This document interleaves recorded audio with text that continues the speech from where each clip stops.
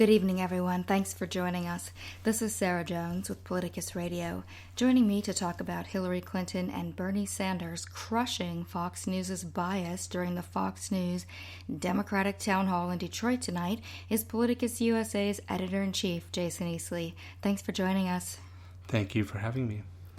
After the Democratic Town Hall hosted by Fox News, Greta Van Susteren immediately qualified it as a clashing between the two candidates. I would say that was inaccurate, and Fox News lamented that they couldn't ask more about Hillary Clinton's emails. The problem is they did ask about her emails, and she answered them with indisputable facts. The facts that her emails were classified after she did it and by a bunch of agencies that weighed in after the fact to protect information. Clinton also said she wanted those emails released to the public so they could see for themselves how ridiculous this is. So, in other words, asked and answered. Hillary Clinton's answers killed the running Fox News narrative that Clinton is going to jail for what many Republicans have actually done and excused when it's their own party doing it. Then Bernie Sanders slayed, or he actually came first, but he slayed Fox News' bias about privatizing Social Security, Medicare, and Medicaid. Must have been quite something for the Fox News audience to watch this if they did tonight. Your thoughts? Yeah, I mean, it was quite a stark dose of reality, I believe, for any Fox News viewers that happened to stumble on this program this evening. It was rather stunning that Bret Baier did not really hide the sort of purpose of this town hall. I almost felt was just to get Hillary Clinton on that program, to ask her about Libya, to try to discredit her foreign policy, to ask about the emails, to ask about, to try to frame her as a crazed baby killer. That question that he asked about abortion and does a baby have rights before it was born? But you know, the thing is, and I agree with you on all of your points, the thing is that Democrats are not afraid to go on Fox News and face these false narratives head on. President Obama has done it many times. You don't see the same thing in reverse. You don't see Republicans going on, say, Rachel Maddow's show on MSNBC. They're afraid of her. They can't face her facts. And so that's where you really see this divide between the two parties. And I think it's great that they went on this show. And it actually, I thought he did a better job of this town hall than the CNN.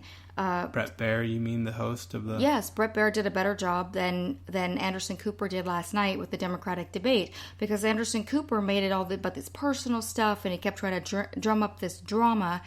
And Bret Baier is so focused on the Republican narratives that he actually gave both candidates an opportunity to kill those narratives with facts. So I found that very interesting. I mean, it's one thing if you're lying to people, then you can't go on the network where they're going to push their own narratives. But both of these candidates held their own. CNN was so obsessed last night with drumming up drama. Right. You wrote a great story about that on politicususa.com. About how Anderson Cooper was just obsessed with drumming up drama. Like, they did a real disservice to the people of Flint by giving the people of Flint roughly one segment.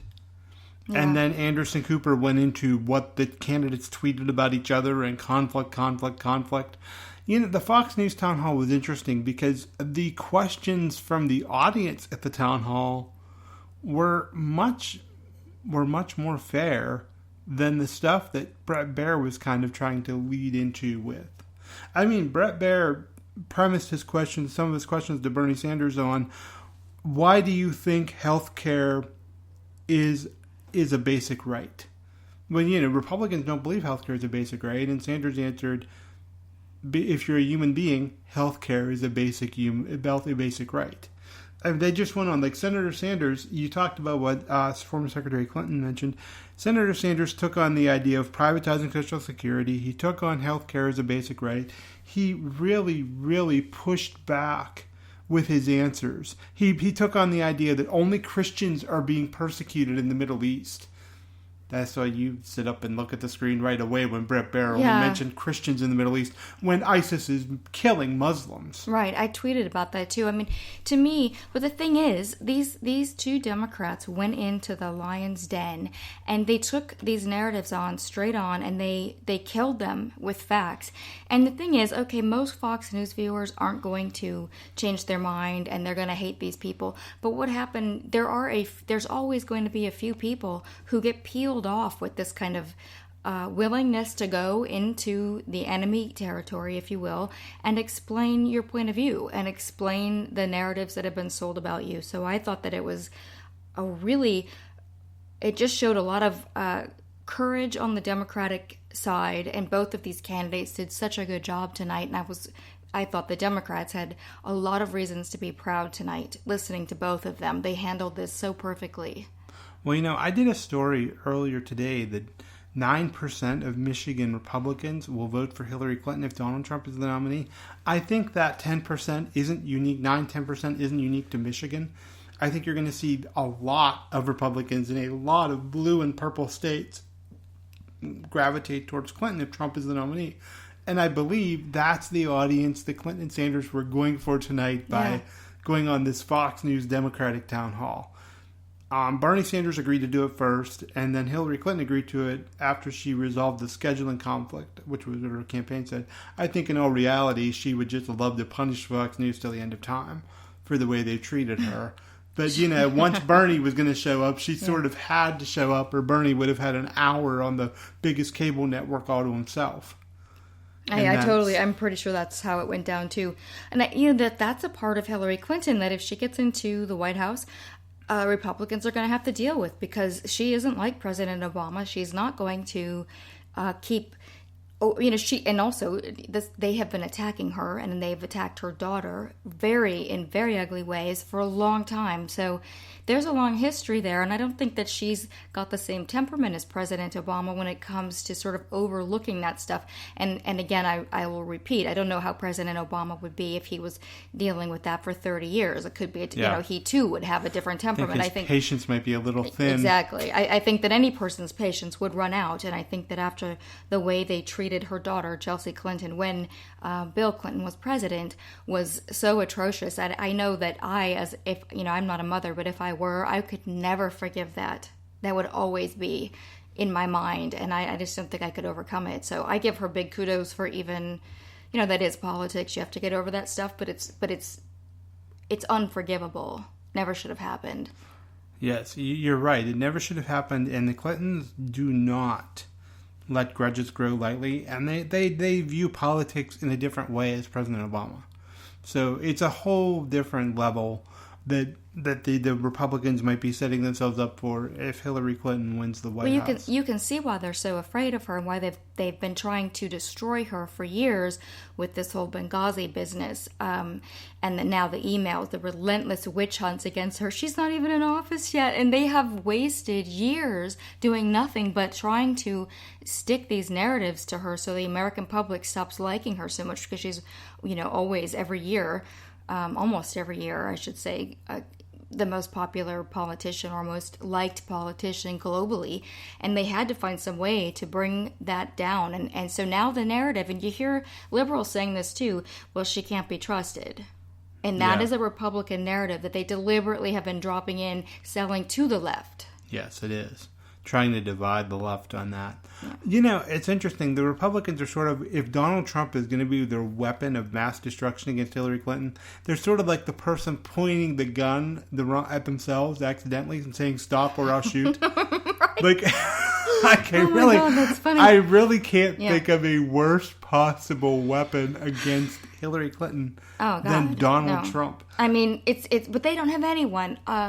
Marco Rubio, I wrote about this tonight while you were on politicasusa.com. On politicasusa.com. Thank you very much. I wrote about this tonight that Rubio's campaign, some members of his campaign leaked to CNN that they want him to drop out of the race. And I think that, before he gets humiliated by losing his home state of Florida to Donald Trump, and the polls show that happening right now, maybe these attacks against Trump, Trump University, which has been on the front page of some Florida papers lately, maybe that's going to help Marco Rubio pull this out, but what a humiliating loss. I mean, he just can't continue his what little political, I wouldn't know whether to call it a political career because he doesn't show up for work, but whatever he's doing as a politician, he gets paid to be a pretend politician, I guess. That's going to be over if he loses his home state. There's no coming back from that. I would say that maybe he'll work at Fox News, though. With the amount of resources, well, what's going to happen if Marco loses?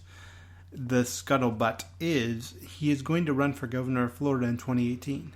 So he'll go to the private sector for a year or two, and he'll make even more money, and then he'll run for governor. So the guy who lost his home state to Donald Trump will run for governor? Yes. And then he sees that as an avenue to run for president again in, 2024. See, I just don't... The guy doesn't have gravitas, and I don't think he's ever going to get it. He's as a character, as a person, he has this wobbly, shaky persona, and I don't see that ever... You don't lose that unless he trains really hard to sort of hide that from the public. It's not going to go away, but whatever. If they Marco Rubio doesn't have Mitt Romney gravitas. Is that what you're trying to say? Right. Well, Mitt Romney does have more gravitas. He does conduct himself more seriously. He seems more solid than Marco Rubio. I never understood why Republicans were betting on Marco Rubio, and I can see why they bet on Mitt Romney. I can see past that as well, but I could see that he's Mitt Romney as a without before you get into who he really is and what things he said behind the scenes. Just on the face of it, he's a successful businessman. He has a likable family, a likable persona, and he is very strong in his he doesn't have charisma, but his presence is strong. He isn't wobbly. Now, that doesn't mean that I support Mitt Romney. I certainly do not, but that's just, a lot of the public votes on just what they see, a little snippet they see of somebody on TV. It has nothing to do with their policies. So you kind of have to judge people based on a little bit of that too. And I see Mitt Romney as coming off as this solid, moral person, even though... he's a serial liar? Even though, exactly, he doesn't have any integrity. But he comes off differently than that, and I can see why they bet on him. But Marco Rubio doesn't. He just seems so slimy and so slippery, and so I'll tell you whatever you want to hear, and tomorrow, or even in the next second, I'm going to turn my back. Mitt Romney actually did that, but he didn't have that persona. So it was hard to get that to stick to him. It was only after he did it over and over again that he became Etch-a-Sketch. So... Now, at the town hall, Bernie Sanders actually said, and I think we'd have to go back and check this, he argued against trickle-down economics and for a living minimum wage. Now, when is the last time someone was on Fox News' airwaves saying trickle-down economics is a failure? We must have not only a minimum wage increase, but the minimum wage increase to a living wage. That is how much of a dose of reality. And the term living wage, that's another thing you would never hear that on Fox News if it wasn't for Bernie Sanders saying that. Or, I'm sure Hillary Clinton would too, or another Democrat. The Republicans believe that a living wage is if you are alive and you get paid $1, you have made a living wage. They have a very different definition. If you're not going to be a job creator, quote unquote, then you don't deserve to eat. End of story. Yeah, didn't the Republicans, Rand Paul, say stuff like that? Yeah, he did. Mitt Romney had that attitude. Yeah, I mean that was one of the things that he kind of got caught saying. I mean, that's paraphrasing it, but that's the general gist of it. So, what do you think overall? What do you think the takeaway was from this town hall tonight? Democrats can, as you said, go in anywhere, take on anybody's questions, and they can thrive. Democrats have a clear identity of who they are, what they want to do, where they want the country to go. That was the takeaway when you listen. The real telling question came actually from the 13-year-old who asked Hillary Clinton whether she saw Bernie Sanders as an ally or an enemy. And she immediately responded spontaneously, "Oh, an ally." Mm-hmm. And she talked about everything she can do to work with Bernie Sanders if she wins the White House and blah, blah, and on, and what a great relationship they have and how they share goals and visions. And I thought that was a great moment. It really stood out for me. It actually gave me goosebumps because I thought, this is when you see it's an elevation, and that's what we need in politics. And they both do it. It certainly isn't just her, but she said this, and it was a moment of greatness for Democrats, in my opinion. And she mentioned how much she respects the campaign that Senator Sanders has run.